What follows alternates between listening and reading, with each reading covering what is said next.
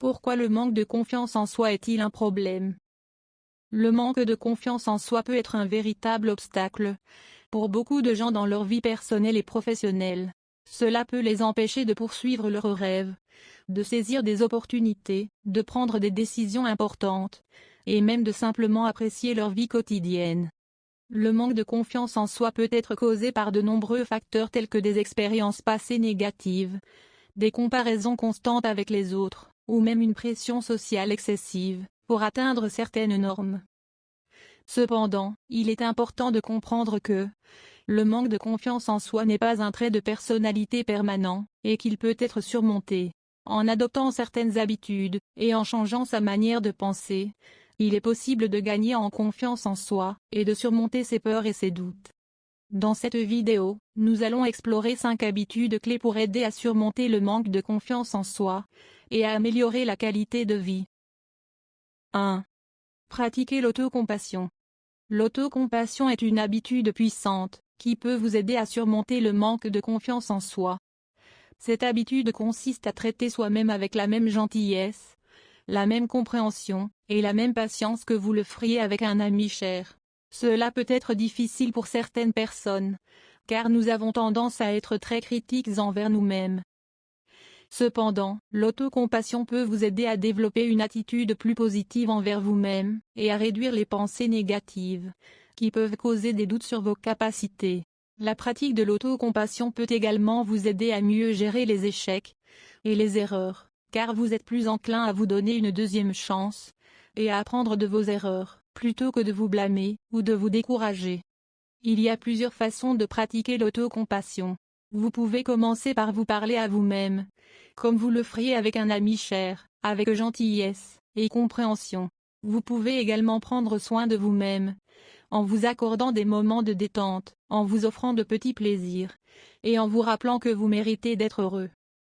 Enfin, vous pouvez vous rappeler que tout le monde commet des erreurs, et que cela fait partie de l'apprentissage et de la croissance. 2. Identifier les pensées négatives, et les remplacer par des pensées positives. L'un des plus grands défis liés au manque de confiance en soi, est de s'adapter à une mentalité négative, qui peut souvent engendrer un cycle de pensées négatives qui continue de s'aggraver. C'est pourquoi l'habitude numéro 2 consiste à identifier les pensées négatives, et à les remplacer par des pensées positives.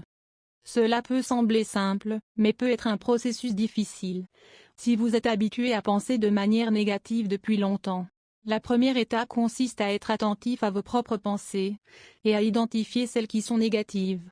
Cela peut inclure des pensées telles que « je suis nul » ou « je ne suis pas assez bon ». Une fois que vous avez identifié ces pensées, il est important de les remplacer par des pensées positives.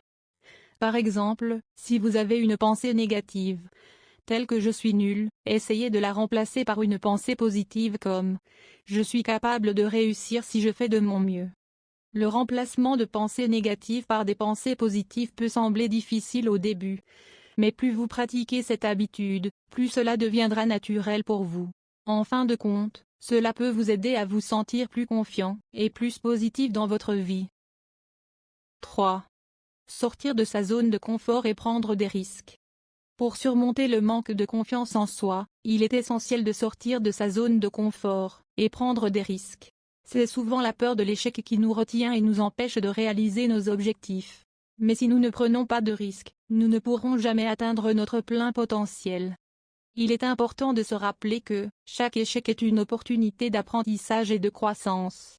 En sortant de notre zone de confort, nous nous exposerons à de nouvelles expériences, et nous pourrons découvrir de nouvelles compétences et talents que nous ne soupçonnions pas. Pour sortir de sa zone de confort, il est possible de commencer petit. Par exemple, essayer un nouveau sport ou une nouvelle activité, parler à de nouvelles personnes, ou même changer sa routine quotidienne. Ces petits changements peuvent aider à développer notre confiance en nous-mêmes, et nous préparer à prendre des risques plus importants. Il est également important de se rappeler que prendre des risques ne signifie pas être imprudent. Il est important de prendre le temps de réfléchir aux conséquences possibles, et de faire preuve de prudence, mais ne pas laisser la peur nous empêcher de prendre des décisions qui pourraient changer notre vie. 4. Accepter les critiques constructives. Accepter les critiques constructives est une habitude clé pour surmonter le manque de confiance en soi. Souvent, nous pouvons être très critiques envers nous-mêmes, et nous avons tendance à prendre toute critique comme une attaque personnelle. Cependant, il est important de se rappeler que les critiques constructives peuvent être très bénéfiques pour notre croissance personnelle et professionnelle. Apprendre à écouter les critiques de manière constructive et à en tirer des leçons est une compétence importante à développer. Lorsque vous recevez une critique, prenez le temps de la considérer objectivement et de réfléchir à ce que vous pouvez apprendre de cette expérience. Demandez des précisions sur le sujet et posez des questions pour vous assurer de bien comprendre les points soulevés. Il est également important de se rappeler que les critiques ne sont pas toujours justifiées. Apprenez à faire la différence entre les critiques constructives et les critiques injustifiées ou malveillantes. En gardant cela à l'esprit, vous serez mieux équipé pour accepter les critiques constructives et en tirer des leçons. 5. Cultiver des relations positives et saines. La façon dont nous interagissons avec les autres peut avoir un impact significatif sur notre propre confiance en soi. C'est pourquoi il est essentiel de cultiver des relations positives et saines pour surmonter le manque de confiance en soi. Tout d'abord, il est important de s'entourer de personnes qui nous soutiennent et nous encouragent dans nos projets. Les amis et les membres de la famille qui nous aiment et nous acceptent inconditionnellement peuvent nous aider à nous sentir plus en confiance et plus sûrs de nous. Ensuite, il est également important d'apprendre à fixer des limites saines dans nos relations, en disant non à ce qui ne nous convient pas, et en évitant les personnes qui nous tirent vers le bas ou qui nous font sentir mal dans notre peau. Enfin, il est important de cultiver des relations positives avec nous-mêmes. Cela signifie prendre soin de notre corps et de notre esprit, en faisant de l'exercice régulièrement, en mangeant sainement, en pratiquant la méditation ou d'autres techniques de gestion du stress, et en faisant des choses que nous aimons et qui nous mettent en joie. Résumé. En résumé, il est important de rappeler que surmonter le manque de confiance en soi peut être un processus difficile et long, mais la mise en place de ces habitudes clés peut aider à faciliter ce processus. Il est important de se rappeler que la confiance en soi est quelque chose qui peut être travaillé et amélioré avec le temps et l'effort.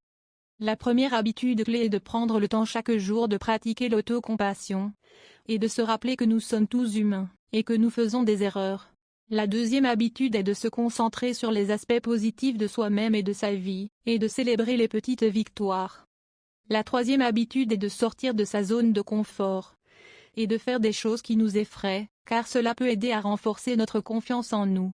La quatrième habitude est de prendre soin de son corps, et de son esprit en ayant une alimentation saine, en faisant de l'exercice régulièrement, et en ayant une pratique de méditation ou de relaxation. Enfin, la cinquième habitude est de demander de l'aide si nécessaire, qu'il s'agisse d'un thérapeute, d'un ami, ou d'un membre de la famille. Si vous avez aimé la vidéo, n'hésitez pas de vous abonner, et d'activer la cloche de notification, pour rester informé de nos prochains posts.